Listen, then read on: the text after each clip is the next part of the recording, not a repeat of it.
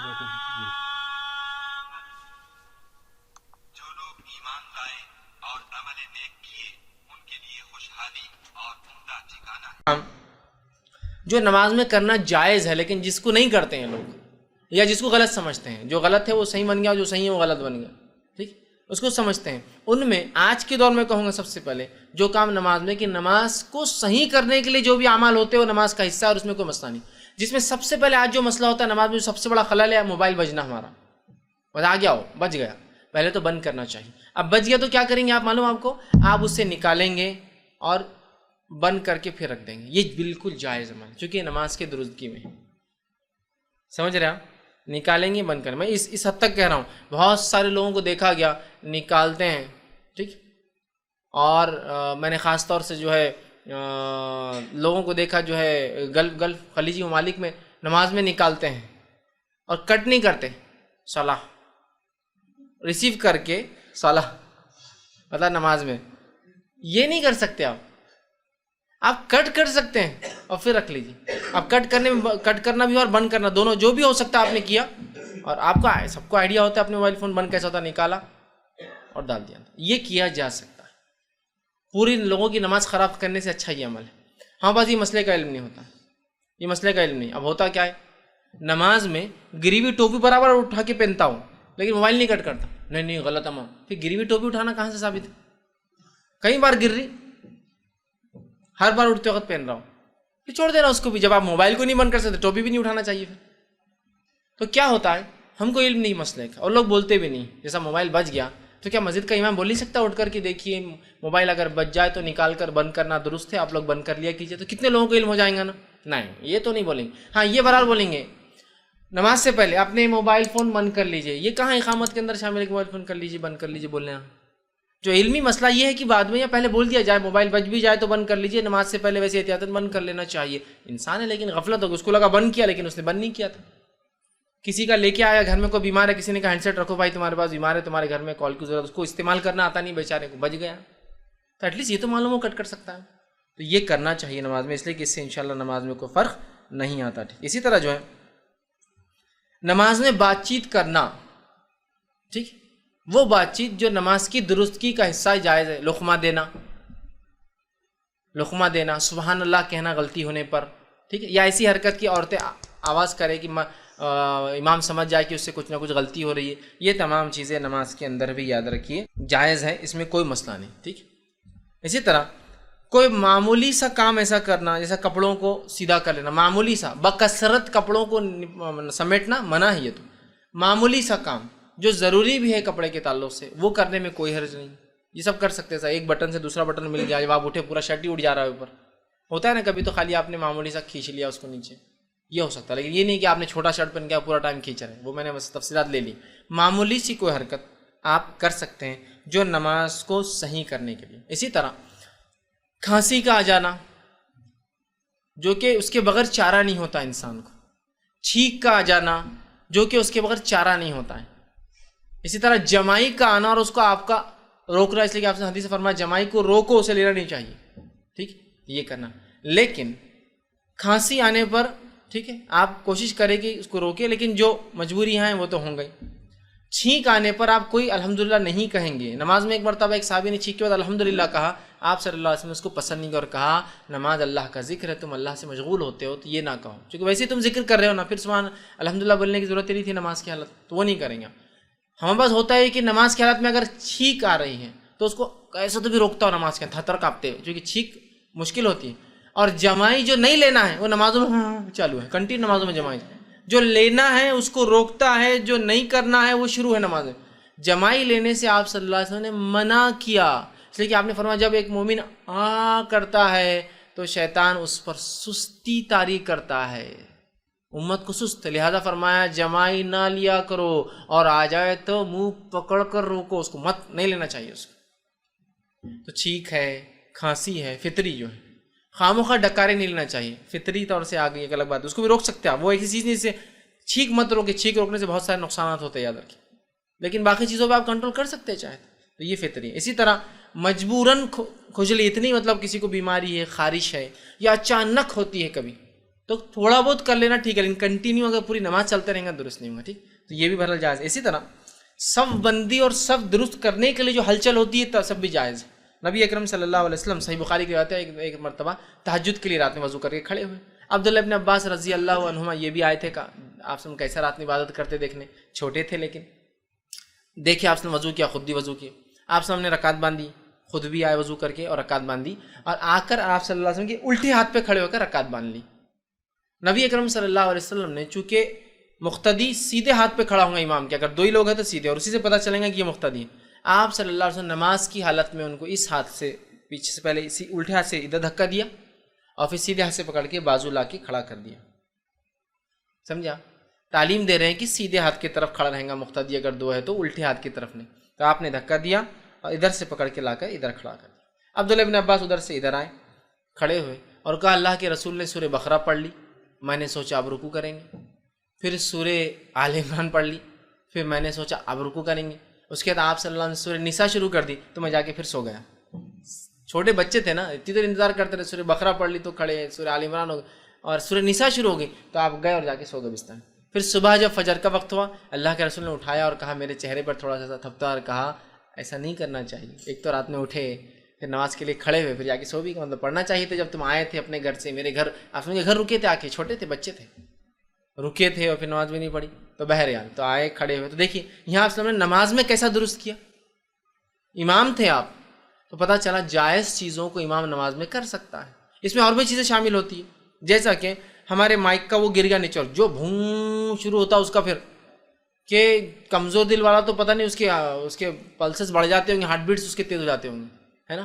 تو مائک کو اٹھا لیا، مائک کو تھوڑا سا بہت کرا، تھوڑا نیچے کر لیا، کیونکہ بہت پوری مسجد کے 100 لوگ تکلیف اٹھاتے ہیں، ہزاروں لوگ جمعے کی نماز میں، ہے نا. تھوڑا کر سکتے ہیں یہ سب چیزیں تھوڑا سا. اسی طرح رکعت تو باندھ لی اور پھر دیکھا سامنے موزی چیزیں، چونٹیاں ہیں، اگر سجدہ کروں گا تو کاٹ سکتی ہے، تو تھوڑا سا امام خود ہل گیا بازو، چونٹیاں ہیں نا، کاٹ سکتی ہے نا اتنی بہت سی. تو یہ چیزیں. یا پھر نماز کو کھڑے ہو گئے اور غلاظت تھی، رات میں بلی آ گئی مسجد کے اندر، غلاظت کر کے چلے گی، دیکھا نہیں فجر میں امام آیا کھڑا ہوا، کھڑے ہونے کے بعد دکھ رہی ہے غلط، سرک جائے. یہ جائز حرکت ہے، یہ جائز ہے. مقتدی غلط کھڑا تھا، آپ سب نے اس کو ادھر سے نکالا، جائز ہے. اسی طرح نماز کے لیے 2 لوگ کھڑے ہیں، امام کھڑا ہے، مقتدی بازو آ کے کھڑا ہے، چونکہ 2 ہی لوگ نماز میں تو صف بننا ضروری ہے، تو صف دونوں کیوں نہیں. اب مصلی آیا ایک اور، اب اس کو کھڑا ہونا تو وہ بازو نہیں کھڑا ہوں گا. اب ٹھیک، وہ کیا کریں گے معلوم، امام کو پیچھے سے دھکا وہ کریں گا تو امام تھوڑا آگے سرک جائیں گا. مطلب آپ پیچھے صف ہو گئی ہو، امام آگے سرک گئے. اگر آگے جگہ ہے تو بیسٹ یہ ہے کہ اگر 2 لوگ کھڑے ہیں تو امام اپنے مصلی سے بالکل پیچھے وہیں کھڑا ہو، اس کے پیچھے والی صف میں، اور مقتدی بازو. جیسے کوئی مقتدی آئے گا اس کو دھکا دیں گا، امام اپنے مصلی پہ چلے جائیں گا، مقتدی پیچھے صف بنا لیں گے. سمجھ رہے آپ؟ لیکن اس کا بھی علم نہیں ہوتا. بس یہ جائز حرکتیں ہیں، یہ جائز آگے پیچھے ہونا یہ نہیں کرتے ہم. اور جہاں جو نہیں کرنا ہے وہ کرے، ٹوپی اٹھا کے رکھ رہے. میں نے دیکھا ٹوپی گر کے رول ہوتے ہوئے دور گئی تو نماز میں پورا آگے جا کے بھی لے کے آتے اس کو اپنے پاس، جو کہ نہیں کرنا ہے. اور جو کرنا ہے صفوں میں، صف بندی کے ادب میں نہیں ایسا تھوڑی ہو سکتا. ایک امام اور ایک مقتدی ہے تو امام آگے کھڑا اور مقتدی پیچھے کھڑا، یہ تھوڑی نماز ہوں گی، چونکہ صف ہی نہیں بنی. صف کہاں بنی؟ یہ مسئلے کا علم ہونا چاہیے، یہ بہت اہم چیز ہے، یاد رکھیے. ایک مرتبہ میرا ایک قصبے سے جانا ہوا، وہاں الحمدللہ ایک گھرانہ اہل علم تھا، علم رکھتا تھا، بہت چھوٹا دین قصبہ، مجھے نہیں معلوم تھا، اسی دن پھر تعارف ہوا. فجر میں گیا تو 2 آدمی نماز پڑھ رہے فجر کی، اور جلدی نماز تھی اور راستے پہ مسجد تھی وہ. تو جب میں وہاں گیا وضو کر کے جا کر بازو کھڑا ہو چکی، میں ڈرا ہوا تھا کہ اگر میں دھکا دوں گا تو ایک نیا مسئلہ، امام کو دھکا دینے ہمارے بولتے ایک نیا مسئلہ، انہوں نے رسک نہیں لینا. میں خاموشی سے آ کر 2 کھڑے تھے، تیسرا کھڑا ہو گیا. ہمارے 2 اور بھی ساتھی تھے، بولے ہمارا نہیں ابھی کھڑے ہو جاؤ، یہ گاؤں کی مسجد ہے، بہت جھگڑے ہو جاتے ہیں، چھوٹی چھوٹی چیزوں پہ جھگڑے ہو جاتے ہیں. جیسے ہی میں بازو کھڑا ہوا، امام علم رکھنے والا تھا، وہ آگے بڑھ گیا خود بخود، وہ آگے بڑھ کے چلے گئے مصلی، چونکہ وہ ایگزیکٹلی اپنے مصلی سے امامت کے پیچھے کھڑے تھے. ایک آدمی بازو، جیسے ہی میں کھڑا ہوا وہ آگے چلے گئے، اور پھر ہمارے بازو والے کھڑے ہوئے، سب بن گئے پیچھے، ان کو علم تھا اس مسئلے کا. بعد میں وہ دیکھنے لگے، ارے بولے آپ نے مجھے وہ نہیں کیا. میں نے کہا ہم کو پہلے ڈر لگا ہوا تھا، ٹھیک ہے، کہ آپ کو دھکا دیتا رہے، کہ میں بازو والا شروع ہو جاتا ہم کو ثواب کی نیت سے، کہ امام کو دھکا دے رہا، امام کو ہٹا رہا نماز میں، اتنا بڑا گناہ. تو مطلب میں نے رسک لینا پسند نہیں کیا کہ امام کو ہٹانے کا. وہ بھی ہنسنے لگے، کہا نہیں صحیح کیا آپ نے، بولے علم نہیں ہوتا لوگوں کو، لیکن اس مسجد میں الحمدللہ ہم لوگ علم رکھتے ہیں اور ہم لوگ ایسا عمل کرتے ہیں. میں نے کہا بڑی بات ہے، لیکن بھائی ہر جگہ کی حالت اس طرح سے نہیں ہے. ٹھیک. تو یہ ہلچل جائز ہلچل ہے، آپ کر سکتے ہیں. ٹھیک. اسی طرح امام خرد بھول جائے، غلطی ہو جائے تو آواز دینا، یہ بھی میں نے تفصیلات آپ کر سکتے ہیں. اسی طرح نماز میں آپ کے آگے سے کوئی جا رہا ہے تو آپ اس کو نماز کی حالت میں روک لیں گے. ٹھیک ہے، یہ جائز عمل ہے. ہمارے پاس کیا ہوتا ہے دیکھیے، ایک کیس تو یہ ہوتا ہے نماز میں آپ کھڑے، کوئی چلا گیا، اب وہ گیا تو دل میں کچھ نہیں اس کو، بس دل میں. دوسرا کیس، دکھتا نہیں گیا، نماز پڑھ رہا تھا میں اور چلے گئے میرے سامنے سے، مطلب وہ سمجھتا نماز ٹوٹ گئی اس کی، تو وہیں شروع جھگڑا. میں ایک مرتبہ کچھ بڑے لوگوں نے پیچھے صف بنا دی، 2 صف مسجد میں آگے بنی، رمضان کا مہینہ تھا، مغرب کی نماز تھی. یہ سے 2 پیچھے کیسے کھڑے ہو گئے لوگ بیچ میں، 2 صفیں بیچ میں خالی ہیں اور راستہ بھی نہیں جانے کا. تو میں آگے گیا اور صف میں سے گیا، پورا ایسا صف پورا توڑتے صف کے بیچ میں نمازیوں کے سامنے سے. چونکہ جب صف آگے خالی ہوں گے اور پیچھے نماز مقتدی کوئی کھڑا ہوں گا، اور اگر میں صف پوری کرنے آگے جاؤں تو مجھ پر گناہ نہیں ہے ان کی نماز کا، چونکہ انہوں نے غلط کھڑا کیا اپنے آپ کو. چلا گیا، اب چلا گیا تو اس میں سے کیا ہو گیا، ایک ہی ہوشیار تھا پورے صف میں، باقی سب تو کھڑے تھے، ایک نے توڑ دیا، ٹوٹ گئی رے، ٹوٹ گئی نماز اپنی بول. اور دوسرے 2 نہیں توڑ رہے، توڑو. اور بعد میں نماز کیا مولانا سمجھتا نہیں کہ تو ہمارے سامنے چلے گئے. میں نے کہا کیا جاہل ہے مولانا، تم پیچھے ویسے ہی کھڑے ہو گئے. مولانا مولانا زیادہ سمجھتا نا، مولانا بول رہے نا، تو کیا جاہل ہے مولانا، تم پیچھے کھڑے ہو گئے سب بنا کے. نہیں بولے میرے کو جلدی جانا تھا. مولانا اگر ایسی سب جلدی جائیں گے تو مسجد اندر رہیں گی، اس سڑک پہ نماز پڑھ کے نکل جائیں گے. جلدی تھی کہتے ان کو، تو پیچھے سب بنا لی انہوں نے. ہو سکتا دعوت ہوں گی، رس زیادہ ہوں گا تو وہ دعوت میں سے ادھر نماز صف نہیں ملیں گی تو گھر چھوڑ کے یہاں نہ بڑھاؤں گا. آپ لگا کہ یار دستر تو جب بھی بچ جاتا، صف مغرب ہوتے لوگ پڑھ لیا، دستر بچ جاتا تو پیچھے کھڑے ہو گئے. تو میں نے کہا کیا جاہل، تم کو اتنا بھی نہیں سمجھا کہ تم ایسی صف نہیں بنا سکتے. تو کچھ نہیں، خاموش ہو گیا تم، چونکہ غلطی ان کی تھی اور توڑا بھی دیا اس نے. تو 2 ہوتے ہیں، ایک تو یا تو دل میں کڑتے ہیں، دوسرا نماز توڑ دیتے ہیں. آپ کو کیا کرنا ہے، جب کوئی نمازی کے آگے سے آپ فرماتے ہیں اس شخص کو وہ روک لیں گا. حدیث کے الفاظ کیا ہے دیکھیے، صحیح بخاری اور صحیح مسلم کی. جب کوئی سترے کے طرف منہ کر کے نماز پڑھ رہا ہو، اب امام کے آگے جو ہے وہ اس کا سترہ ہو جاتا ہے، لیکن اگر میں اکیلا پڑھ رہا ہوں تو میرے آگے کوئی چیز ہے تو وہ میرا سترہ ہے. اور کوئی اس کے آگے سے گزرنا چاہے، مطلب وہ سترے کی لمٹ کے اندر سے، سجدہ گاہ کے اندر سے، تو آپ فرماتے آگے سے گزرنا چاہے تو اسے روک دے. اگر وہ رکنے سے انکار کرے تو لڑے. حدیث کے الفاظ آپ نے فرمایا لڑائی کرے، اس لیے کہ وہ شیطان ہے جو نمازی کے سامنے سے جا رہا ہے. جائز لڑائی ہے، کر سکتے ہیں آپ کہ روک دینا ہے. نہ رکے تو دھکا دے، نہ رکے تو لڑائی کرے اس سے کہ میں جانے نہیں دوں گا تجھے یہاں سے. لڑائی مطلب آپ نماز میں اس کو دھکا دے سکتے، آپ اس کو مار سکتے کہ یہاں سے نہیں جانے دوں گا، باقی کہیں سے بھی جا. اس لیے آپ نے فرمایا اگر تم میں سے کسی کو میں بتا دوں نمازی کے سامنے سے جانے کا گناہ کیا ہے تو تم 40 تک انتظار کرو گے. راوی کہتے ہیں میں بھول گیا آپ نے 40 دن کہا یا 40 سال کہا، میں بھول گیا.